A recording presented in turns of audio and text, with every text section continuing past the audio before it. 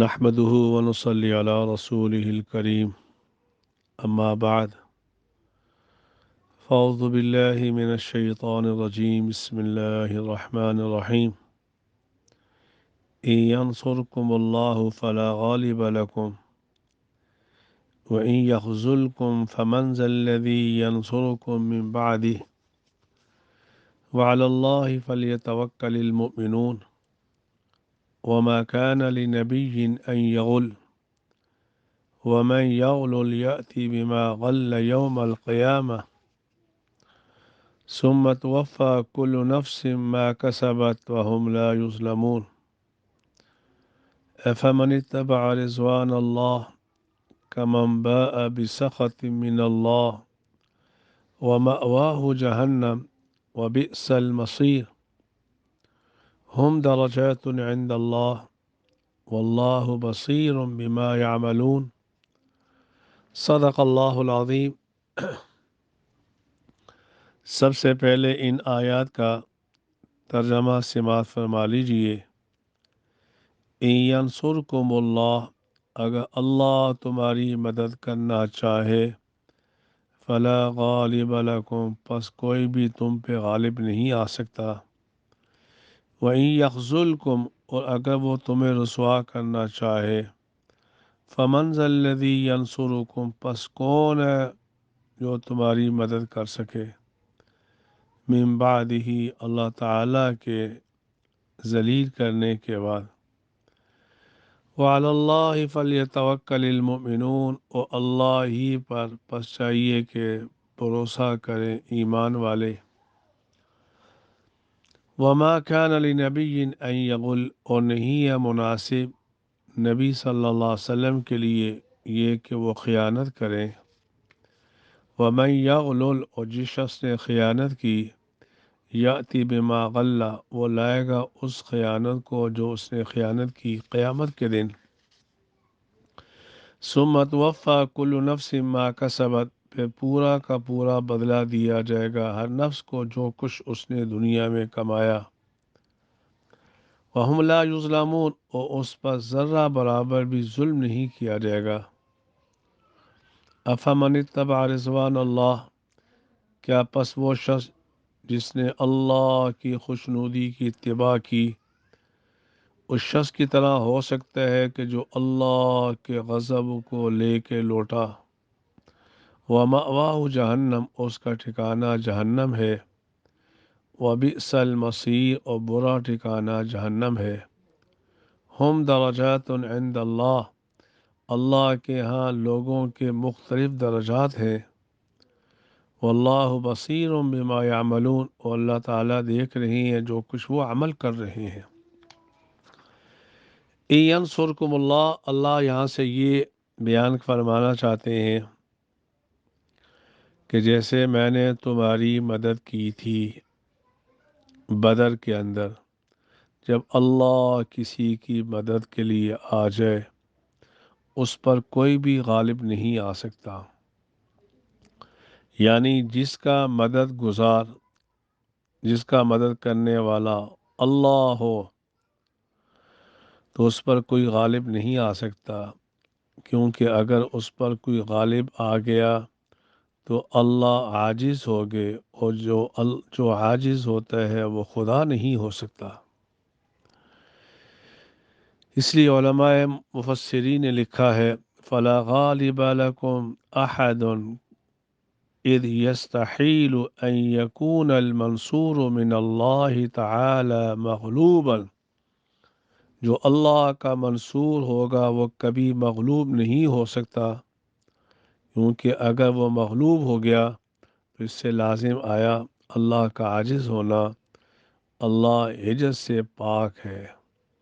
وَإِن يَخْذُلْكُمْ، اگر اللہ کسی سے اپنی مدد کو ہٹا لے، جیسے کہ اللہ نے احد میں ایسا ہی کیا، فَمَنْ ذَا الَّذِي يَنْصُرُكُمْ، بس کون ہے جو تمہاری مدد کر سکے۔ جب اللہ کی مدد ہٹ جاتی ہے، دنیا کی مدد، دنیا ساری اکٹھی ہو جائے اس کی مدد نہیں کر سکتی۔ وعلی اللہ فلیتوکل المؤمنون، پس اللہ ہی پر ایمان والوں کو بھروسہ کرنا چاہیے۔ علماء مفسرین نے لکھا ہے اس آیت سے معلوم ہوتا ہے اللہ پہ توکل کرنا عقلاً بھی واجب ہے، عقلاً بھی واجب ہے۔ فہذہ الآیہ برہان علی وجوب التوکل علی اللہ تعالی عقلاً وما كان لنبی ان یغل، اس کا شان نزول یہ ہے، ابو داود کی روایت ہے، ترمذی کی روایت ہے، حضرت ابن عباس رضی اللہ تعالی عنہ سے ہے، قال نزلت هذه الآیت، ابن عباس فرماتے ہیں یہ آیت کب نازل ہوئی؟ جب بدر کے اندر مال غنیمت میں ایک سرخ چادر آئی تھی، وہ مال غنیمت تقسیم کرتے ہوئے لوگوں نے وہ سرخ چادر نہیں پائی، فقال بعض الناس لعل رسول اللہ صلی اللہ علیہ وسلم، بعض لوگوں نے کہا ہو سکتا ہے وہ چادر اللہ کے نبی صلی اللہ علیہ وسلم نے لے لی ہو۔ اس پر یہ آیت نازل ہوئی وما كان لنبی ان یغل، نبی صلی اللہ علیہ وسلم کے لیے مناسب جائز نہیں ہے کہ وہ مال غنیمت پہ خیانت کرے۔ غلول کہتے ہیں، علماء نے لکھا ہے الغلول الخیانت فی الغنائم، مال غنیمت میں خیانت کرنے کو غلول کہا جاتا ہے۔ اللہ کے نبی صلی اللہ علیہ وسلم خیانت گناہ کبیرہ ہے، اور انبیاء علیہ الصلاۃ والسلام گناہوں سے محفوظ بلکہ معصوم ہوتے ہیں، ان سے گناہ سرزد ہو سکتا ہی نہیں ہے۔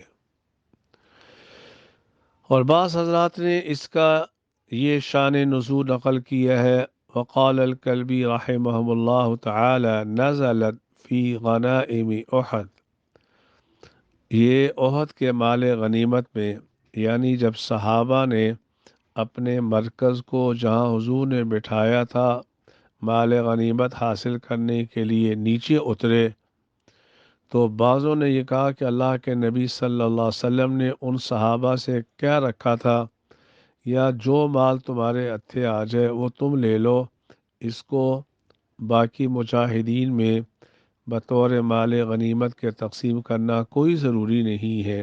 بعضوں نے کہا اس کا شان نزول یہ واقعہ، اس پر یہ آیت نازل ہوئی وما كان لنبی ان یغل، کسی نبی کے لیے مناسب نہیں ہے کہ وہ خیانت کرے، ومن یغلل، اور جس نے خیانت کی، یأتی بما غلّ، وہ لائے گا اس خیانت شدہ چیز کو اپنے سر پہ اٹھا کر قیامت کے دن۔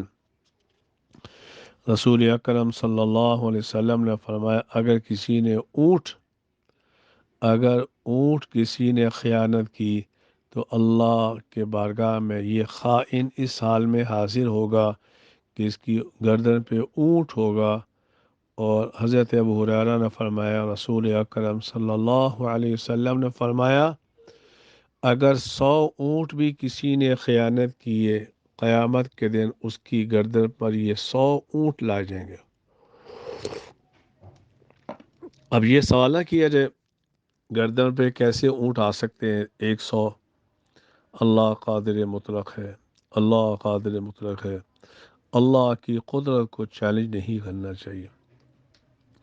اس لیے میرے بھائیوں، خیانت نہ کرنا، خصوصاً میں اپنے علماء سے، طلباء سے کہوں گا اور مدارس کے محترم حضرات سے کہوں گا، یہ مال وقف میں خیانت نہ کرنا، قیامت کے دن اللہ کی بارگاہ میں جب حاضر ہوگے، خدا نخواستہ جو مال خیانت کیا ہوگا وہ گردنوں پہ لاد کر تمہیں اللہ کے سامنے پیش کیا جائے گا۔ ثم توفی کل نفس ما کسبت، پہ ہر نفس کو پورا کا پورا بدلہ دیا جائے گا جس نے وہ کیا ہے، وہم لا یظلمون، ان پہ ظلم نہیں کیا جائے گا۔ افمن اتبع رضوان اللہ، کیا وہ لوگ جنہوں نے اللہ کی اطاعت کی جیسے کہ مہاجرین اور انصار، کیا ان لوگوں کی طرح ہو سکتے ہیں جو اللہ کے غضب کو لے کر اللہ تعالیٰ کی معصیت کو لے کر، جیسے کہ منافقین ہیں اور بعض فساق ہیں، یہ دونوں برابر نہیں ہو سکتے۔ وَمَأْوَاهُ جہنم، ان کا ٹھکانہ جہنم ہے۔ وَبِئْسَ الْمَصِيرُ، اور برا ٹھکانہ ہے۔ ہم درجات عند اللہ، یہاں اشارہ کر دیا مومنین کے بھی اللہ کے ہاں درجات ہیں، کفار کے بھی اللہ کے ہاں درجات ہیں۔ بعض ایسے مومنین ہوں گے جو اللہ کے زیادہ قریب ہوں گے بنسبت ان کے جو اللہ سے تھوڑے سے دور ہوں گے، جیسے کہ بعض ایسے کفار ہیں جو جہنم کے بہت قریب ہوں گے اور جہنم میں سب سے اسفل سافلین ہوں گے، اور بعض اس سے اوپر ہوں گے۔ واللہ بصیر بما یعملون، اللہ تعالیٰ دیکھتے ہیں جو کچھ وہ عمل کرتے ہیں۔ اس لیے میرے بھائیوں، خیانت نہ کرنا، خیانت نہ کرنا۔ اللہ مجھے بھی آپ کو بھی خیانت سے محفوظ فرمائے۔ وآخر دعوانا الحمد للہ رب العالمین، الحمد للہ رب العالمین۔